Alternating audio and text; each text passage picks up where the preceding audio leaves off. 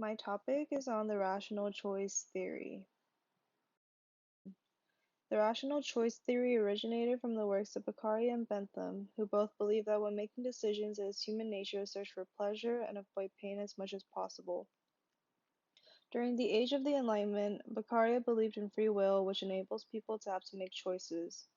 To make their choices, Beccaria believed that people use their own rational manner to make decisions that will be to the best of their interests.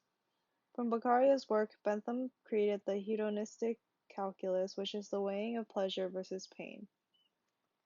The rational choice theory is based on the idea that humans are rational beings and will make decisions that will maximize their benefits and minimize the pains.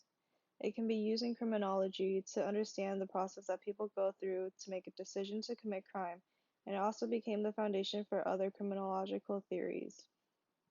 Using rational choice, Beccaria came up with the deterrence theory, which called for reforms to the existing justice system to become more efficient. It was believed that individuals are rational and would act accordingly to the law if they understood what it was. One important aspect of his reforms is the justice system.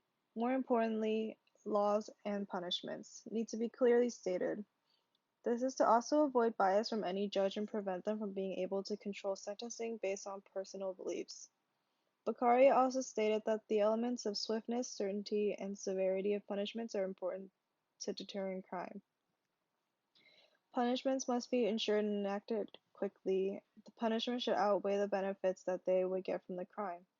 Beccaria argued for the threat of punishment to be effective, it must have these elements. While this focuses on the formal factors that deter crime, the works of Katz focused on the informal factors that may have an even bigger impact on deterrence.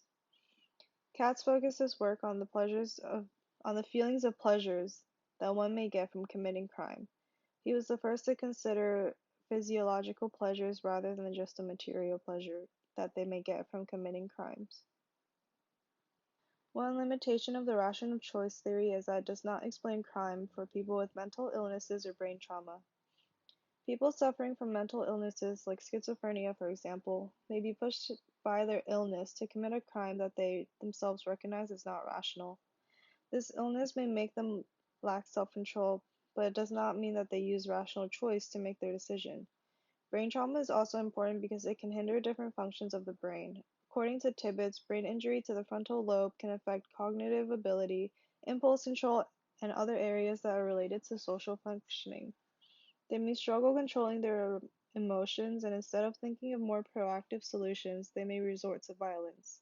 Williams and his colleagues found that traumatic brain injury is associated with criminal offending.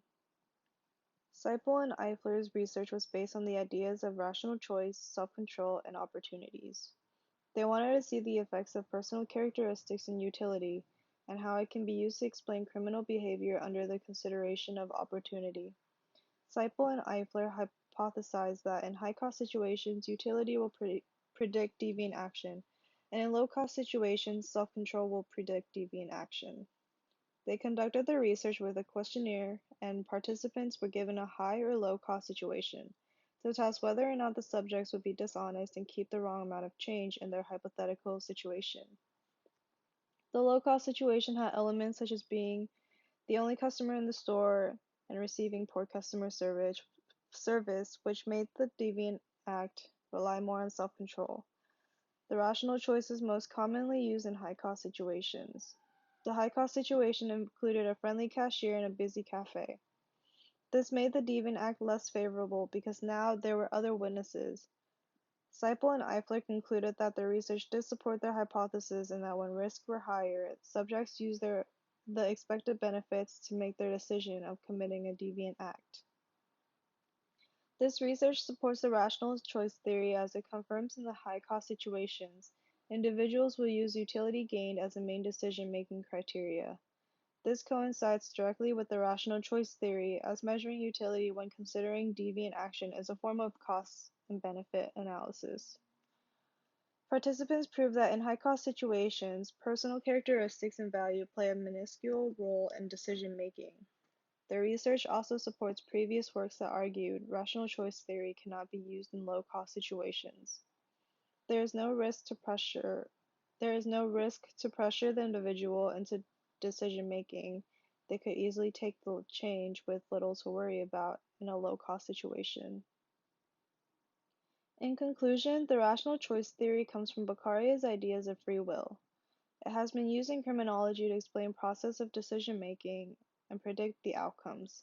Although there are limitations, such as it cannot explain crimes due to mental illnesses or self-damaging actions, it became the basis that helped form many other theories. The rational choice theory encouraged studies to prove that not only legal factors are important in relating to crime, but the informal factors too, such as the influence on their self-esteem and the others around them. The rational choice theory is still helpful in criminology today by reminding us the importance of social and economic factors as well that can be associated with crime. This gives law enforcement a clear direction of clues that they or where they could look for clues and that may aid them in their investigation.